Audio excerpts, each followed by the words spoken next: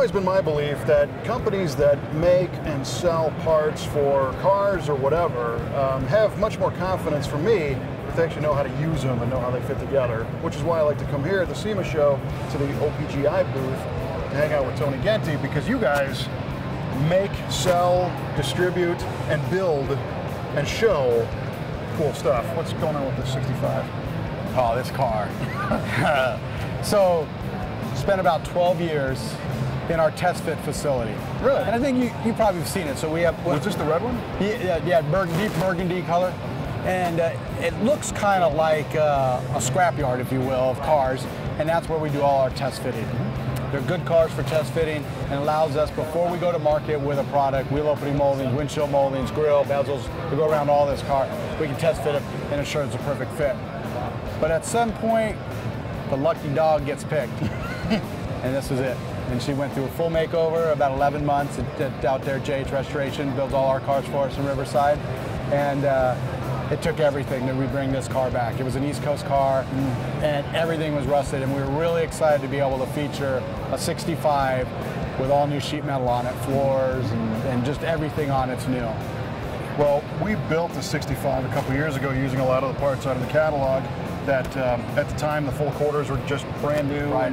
And what I really like about these parts, a lot of these parts are still new to you guys. Absolutely, yeah. It was real exciting for us because so much of it was new. And to be able to see them come together and then to really be brave and paint it black so everybody can see how the quality of the metal is and how it fits and the gapping and everything.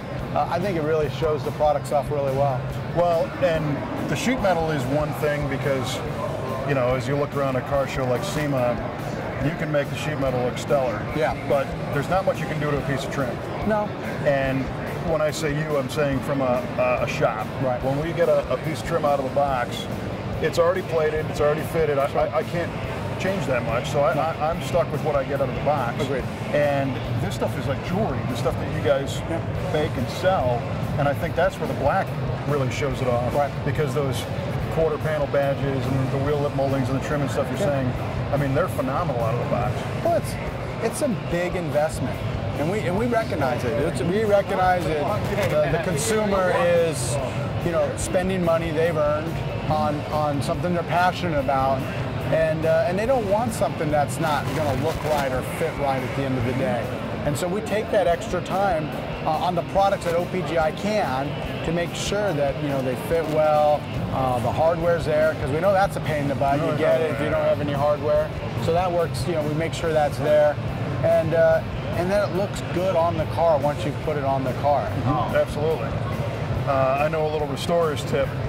If you're going to do a car, it doesn't matter if it's going to be a high dollar big restoration or something in your home garage, test fit all the trim before the car's painted. Absolutely. It's something that you learn the hard way. Yeah. Just to make sure that the car's right. Yeah. I mean, we've had them in the past where the emblem holes were all wrong. Yeah. Yeah. You know, and just because you've had a car for a long time doesn't mean that it hasn't changed.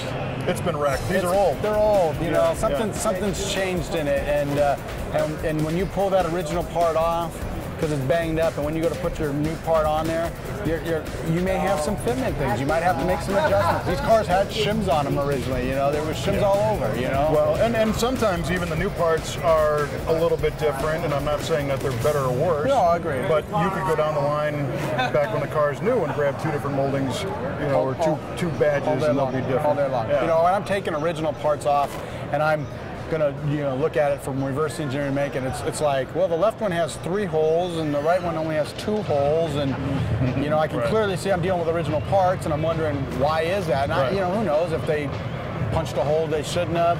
So there's a lot of stuff that goes into it, especially when you're making parts. But at the end of the day, what's most important is to have a car that you test fitted on and you can see it on there and how it looks when it's really done. Well, and that was my original point. I mean, the fact that you guys actually do the work and know how these things go together. You know, a lot of times you call a repairman for something else, and it's like they've never seen it before, or a manufacturer, they don't even know what you're talking about. You know, and previous years when you come by, you've seen our cars, and And we've won, you know, 4 GM Best Restored Vehicles at the Sema show, voted by General Motors, and it's the highest honor for a company who's making restoration parts for General Motors to acknowledge that. They're just jealous because they never made a 65 that rolled off the assembly line like this. Yeah. It's funny. It took your guys a shop of choice 11 months to do this car. Yeah. How long did it take them to make it? Like 3 hours? Yeah. You know, that's funny. Yeah. Now, at some point, you need to look at the license plates on this car, because it's got really special license plates. Well, we'll check that out. Yeah. But first, you need to tell me, so what is it? It's a 65 ragtop. What's the combination?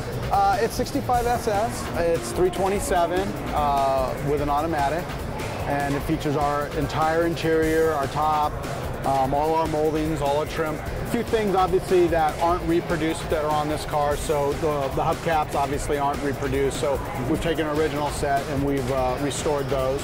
Was it born with a 327? This was born with a 327 in it.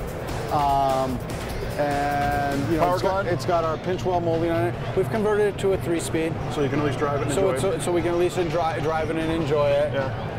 It features our pinch weld molding. So last year we debuted our gold car with its pinch weld molding on it. This year we're debuting this car. So this pinch weld molding is a new item for Original Parts Group that's on there. The console isn't available in reproduction. Right. So this is an original console that we've re-chromed. But I will tell you, keep an eye on the website. Really, because that's like the #1 question with the 65. Yeah. Because you can jump on eBay and buy junk, old ones all day long for 400 or 500, a decent one for 600, 4 speeds or more, and then you get it in the box and it's not what was represented. Right. Yeah. So keep an eye out. I don't know when, but exactly yet, but it's something that's going to be coming out. Good. Because it's needed. Tell me the story of the license plate. So one of our sales guys comes into the office and says, "Hey, would you like to use these license plates for the car show?" And I said, "Yeah, sure." They're in this brown original paper, like license plates would come in, and I realized it was old because the stamp on the front says Governor Ronald Reagan. Nice, on the envelope. On the envelope, and I thought, well, geez, Governor Ronald Reagan. Yeah, right, that's crazy, right? Yeah. And so I open them up, and they're 1965 black and yellow California dealer license plates. I'd never seen them, so I got dealer plates on them.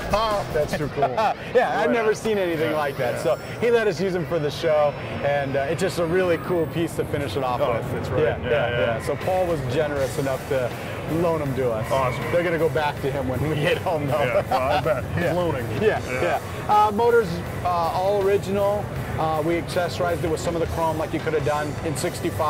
Okay. Valve covers and the snorkel air cleaner and stuff. Yeah. But it's we're looking forward to it. We did retrofit the disc brake kit behind the factory 14-inch wheels, which just makes it a to better driver. You kind of need to. Yeah. And it features the good suspension package with sway bars front and rear. Well, these things drive so awesome too. People don't realize that the stock suspension on these, you're not going to win an autocross race, but they handle well. They're comfortable. Yeah, it does feature our new sway bar that we just came out with this year. So all the reproduction sway bars that have been out for the rear, they hung a little low underneath the differential. They didn't have quite the right deal. We finally reproduced it completely right, just like the factory bar, just like a GM. Yeah, we've done it, I believe, in 7/8 and 1 inch. So it does feature that bar underneath there. Nice. And I drove it, in here from the truck into the air, and I thought, boy, it handled really nice. Drives nice on this carpet. Yeah. Because this thing's basically still wet. It's got 12 miles on it. Yeah. So it's at 12 miles. So. Well, listen, thanks again for showing it to us. Kevin, appreciate and for doing the diligence and making sure that this stuff is right. Yeah. We try, and we're going to keep doing it for these cars and for those new lines. I don't know if you saw it or not, but got a whole bunch of new Caddy stuff coming. Oh, cool. Yeah.